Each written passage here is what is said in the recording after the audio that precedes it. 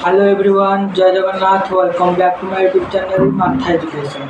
पिलाने वीडियो को लाइक और सब्सक्राइब कर बेल आइकन को प्रेस कर दियंतु जहाँ पर अन्य वीडियो नोटिफिकेशन आपको सबसे पहुंचे पारिबो। तो चलते पिलाने देर न कर जल्दी वीडियो करबा स्टार्ट। पिलाने आज आम पढ़िया समाज विज्ञान वैज्ञानिक गुण the scientific nature of sociology. पिलाने आपण माने समस्त जानते ऑगस्ट कॉम्टे होउछंती सोशियोलॉजी रो जनक बा समाज विज्ञान रो जनक। से प्रथम 1839 मसीह रे समाज विज्ञान को उद्भावन करथिले। ता म आपण माने को आगु जानि देछि। ऑगस्ट कॉम्टे रो विचार अनुसार अन्य विज्ञान परि समाज विज्ञान केतेक प्राकृतिक नियमर वशवर्ती। तेणु मत समाज विज्ञान एक विज्ञान बुझिपारे। से आउ जन समाज विज्ञानी ना कौन इमाइल डर्खाइम। इमाइल डर्खाइम मत समाज विज्ञान एक विज्ञान बोली युक्ति कर। मात्र समाज विज्ञानी मार्क्स वेबर बोली आउ जन समाज विज्ञानी अच्छा से यार प्रतिवाद कर मत समाज विज्ञान एक विज्ञान कह। यार दुईटी कारण अच्छे। पिला समाज विज्ञान को आम कहीं विज्ञान बोली कहवा कहीं विज्ञान बोली कहबानी तार कारण गुड़िक चल आम देखा। तो प्रथम देखा समाज विज्ञान को कहीं विज्ञान बोली कहबानी। समाज विज्ञान कहीं विज्ञान नुहे। समाज विज्ञान एक विज्ञान नुहे कहीं तार कारण गुड़िक कौन कौन ना तार प्रथम कारण आसो पॉइंट आई परीक्षार अभाव। परीक्षार अभाव रही लैक ऑफ एक्सपेरिमेंट। डबल आई आसला निश्चित मापर अभाव लैक ऑफ मेजरमेंट। एवं 3 नंबर आसला सार्वजनीनतार अभाव लैक ऑफ यूनिवर्सैलिटी। तापर आसला भविष्यत सूचनार अभाव लैक ऑफ प्रेडिकेशन। तापर आसला वस्तुनिष्ठतार अभाव लैक ऑफ ऑब्जेक्टिविटी। तापर आसला सामाजिक घटनावलीर जटिलता बा कॉम्प्लेक्सिटी ऑफ सोशल फेनोमेना। तापर आसला प्रयोगशालार अभाव लैक ऑफ लैबोरेटरी। बुझिपारे। तो पिला माने एबे हम देखिबा जे प्रथम बा 1 नंबर पॉइंट रे से कौन कहला 1 नंबर पॉइंट से कहला परीक्षार अभाव लैक ऑफ एक्सपेरिमेंट। परीक्षार अभाव कौन समाज विज्ञान सामाजिक संपर्क सामाजिक प्रथा आईन कानून ने गठित जो गुड़िक कि परीक्षागार को नहीं परीक्षा करने असंभव। विज्ञान सत्य परीक्षित हुए लैबोरेटरी रे परीक्षागार रे। समाज विज्ञान सामाजिक संपर्क प्रथा परंपरा जेहेतु आम देखिपार नहीं कि स्पर्श कर नहीं तेणु यार परीक्षा करने असंभव। तेणु स्पोर्ट कहते जे तुम्हें जदि परीक्षा निरीक्षा कर नहीं तुम्हें जदि मापी पार नहीं तुम्हें जदि प्रशस्त एवं समानता प्रकल्प गठन कर नहीं ताहले तुमको वैज्ञानिक अध्ययन नियुक्त होइछ बोली आदौ कह जाई परिबो नहीं। समाज विज्ञान सिद्धांत मान किंतु कौनसी परीक्षागार रे परीक्षित हो पारे नहीं। तेणु समाज विज्ञान एक विज्ञान नुहे। तापरे द्वितीय नंबर पॉइंट से कौन कहला तो पिला से कौन कहला समाज विज्ञान सामाजिक संपर्क सामाजिक प्रथा आईन कानून नहीं गठित जो गुड़िक कि परीक्षागार को नहीं परीक्षा करने असंभव। पिला माने आमे आगुरु कहिचे आमे जानिचे जे समाज विज्ञान कौन करिथाय ना यह एक अमृत विज्ञान अटे। यह मृत विज्ञान नुहे। यह को आमे छुई पारु नहीं कि स्पर्श करि परिबा नहीं कि देखि परिबा नहीं। तो याको तो आम छुई पारानी कि स्पर्श कर कि देखी भी पारानी तो ताको लाबोरेटोरी नहीं कि परीक्षा केमिति करवा तो ताको परीक्षा करहबनी असंभव। तापर कौन कहला ना विज्ञान सत्य परीक्षित हुए लाबोरेटोरी रे परीक्षागार रे। समाज विज्ञान सामाजिक संपर्क प्रथा परंपरा जेहेतु आम देखिपर ना कि स्पर्श कर तेणु यार परीक्षा करने असंभव। तेणु जड़े अच्छा वैज्ञानिक ना हूँ स्पोर्ट तो से स्पोर्ट कहते जे तुम जदि परीक्षा कर तुम जदि मापी पारबनी तुम जदि प्रशस्त समानता प्रकल्प गठन कर ताहले तुमको वैज्ञानिक अध्ययन रे नियुक्ति होइछ बोली केमिति कुहा जिवो। समाज विज्ञान सिद्धांत मान किंतु कौनसी परीक्षागार रे परीक्षित हो पारे नहीं। तेणु समाज विज्ञान एक विज्ञान नुहे पिला माने बुझी पारिलो।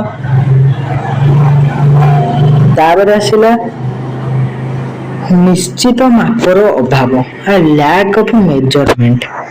प्राकृतिक विज्ञान पदार्थ मानकर परिमापकता सहज होता है मात्र सामाजिक घटनावलीर कौन मापचुप करने सहज नुहे। से कौन कह पे ना प्राकृतिक विज्ञान पदार्थ मानकर परिमापकता सहज होता है मैंने सेम कथा प्राकृतिक विज्ञान परिमाप कर जाना सहज होता है मात्र सामाजिक घटनावलीर कौन मापचुप न थाए। समाज तो केते प्रकार घटना घटुची विभिन्न प्रकार घटना घटुची तो ताको कौन आम गणिक रखिपर कि रखिपारानी कि ताको मापी भी पारानी कारण सामाजिक संपर्क क्रिया प्रक्रिया इत्यादि अमूर्त अटे। कहीं मापी पारानी कहीं गणी पारानी कारण अमूर्त अटे।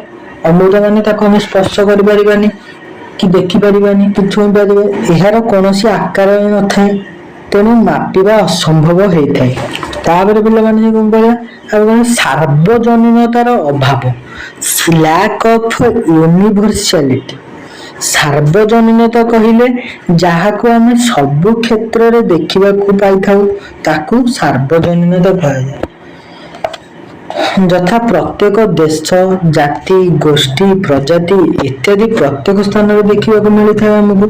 समाज विज्ञान रे प्रत्येक घटनार अनुध्यान किंबा अनुशीलन पदार्थ विज्ञान बा गणित परी चिरंतन सत्य नुहे। उदाहरण स्वरूप जेपरिक गणित रे 2 मिशाण 2 मिशिले 4 यह चिरंतन सत्य अटे बा परमानेंट। किंतु पृथ्वी रे जेकोसी स्थान रे ग्रहणीय होता है मात्र सामाजिक घटनावली अनुसंधान सामाजिक व्यवहार पारस्परिक क्रिया प्रक्रिया इत्यादि सार्वजनीनता नथिबारु एगुड़िक सर्वत्र ग्रहणीय होई न थाए बा सबुआडे सबुथिरे ग्रहण होई न थाए। यथा आधुनिक समाज रे लोक माने यथा परिवार अपेक्षा एक परिवार को अधिक पसंद करुछंती। कौन कहला ना आजिकल लोक माने यौथ परिवार अपेक्षा एकक परिवार को अधिक पसंद करुछंती। यह पृथ्वी रे सर्वत्र ग्रहणीय नुहे सबुठ ग्रहण नुह। किए यौथ परिवार रही पसंद कर किए एकक परिवार रहा समस्ते तो एक परिवार ना कारण 2 जन मनीष केबे हेले एक प्रकार हो पारंती नाही। यही सब दृष्टि सार्वजनीनतार अभाव हेतु समाज विज्ञान एक विज्ञान नुहे बुझिपार। तार जा भविष्यत सूचनार अभाव भविष्यत सूचनार अभाव लैक ऑफ प्रेडिक्शन। समाज विज्ञान रे भविष्यत सूचनार अभाव देखा जाए यथा भविष्यत रे समाज रे कौन घटिबो समाज रे किपरि परिवर्तन आसिबो विप्लवर परिणत कौन हेबो ताहा समाज विज्ञानी पक्षरे कहबा असंभवपर होई न थाए। परिवार विवाह आत्महत्या रो कारण इत्यादि भविष्यवाणी कहबा सहज होई न थाए। ମାତ୍ର କୌଣସି ପ୍ରାକୃତିକ ବିଜ୍ଞାନ ଭବିଷ୍ୟତବାଣୀ କରିପାରେ, ଯେମିତି ଚନ୍ଦ୍ରଗ୍ରହଣ, ସୂର୍ଯ୍ୟପରାଗ ସମ୍ପର୍କରେ ଜ୍ୟୋତିର୍ବିଜ୍ଞାନୀ ସୂଚନା ଦିଏ। ଧୂମକେତୁ, ଉଲ୍କା ଗତିପଥ ବିଷୟରେ ମହାକାଶ ବିଜ୍ଞାନୀ ଭବିଷ୍ୟତବାଣୀ ପ୍ରଦାନ କରିପାରେ। ତେଣୁ ଭବିଷ୍ୟତ ସୂଚନା ଅଭାବ ହେତୁ ସମାଜ ବିଜ୍ଞାନ ଏକ ବିଜ୍ଞାନ ନୁହେଁ ପିଲାମାନେ। ତ ତାପରେ ପଏଣ୍ଟକୁ ଯିବା। ତାପରେ ହେଲା ବସ୍ତୁନିଷ୍ଠତାର ଅଭାବ, ଲ୍ୟାକ୍ ଅଫ୍ ଅବଜେକ୍ଟିଭିଟି। ଏହା ସତ୍ୟ ଯେ ପ୍ରାକୃତିକ ବିଜ୍ଞାନରେ ଅପେକ୍ଷାକୃତ ଅଧିକ ବସ୍ତୁନିଷ୍ଠତା ଦେଖାଯାଏ। ବସ୍ତୁନିଷ୍ଠତା ବା ଅବଜେକ୍ଟିଭିଟି କହିଲେ ବିନା ପକ୍ଷପାତ ବିଚାରକୁ ବୁଝାଏ। ଏହି କ୍ଷେତ୍ରରେ ସମାଜ ବିଜ୍ଞାନୀ କୌଣସି ବ୍ୟକ୍ତିଗତ ଆବେଗ ଓ ଅଭିରୁଚିକୁ ପ୍ରଶ୍ରୟ ନ ଦେଇ ନିଜର ବିଚାର, ମୂଲ୍ୟବୋଧ, ଆଶା ଓ ବିଶ୍ୱାସର ଊର୍ଦ୍ଧ୍ୱରେ ରହି କୌଣସି ଘଟଣା ବା ତଥ୍ୟକୁ ନିର୍ଭୁଲ ଭାବେ ସଂଗ୍ରହ କରିବା ଆବଶ୍ୟକ।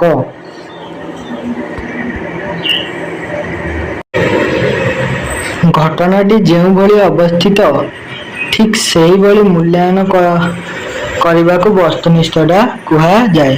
କିନ୍ତୁ ସମାଜ ବିଜ୍ଞାନୀ ନିଜର ପକ୍ଷପାତରୁ ଊର୍ଦ୍ଧ୍ୱରେ ରହି ଘଟଣାବଳୀର ଅନୁଧ୍ୟାନ କରିବା ସମ୍ଭବ ନୁହେଁ। କାରଣ କୌଣସି ଜଡ଼ ବା ନିଶ୍ଚଳ ପଦାର୍ଥ ସହ ବୈଜ୍ଞାନିକର ପ୍ରେମ ବା ଭାବପ୍ରବଣତା ନଥାଏ।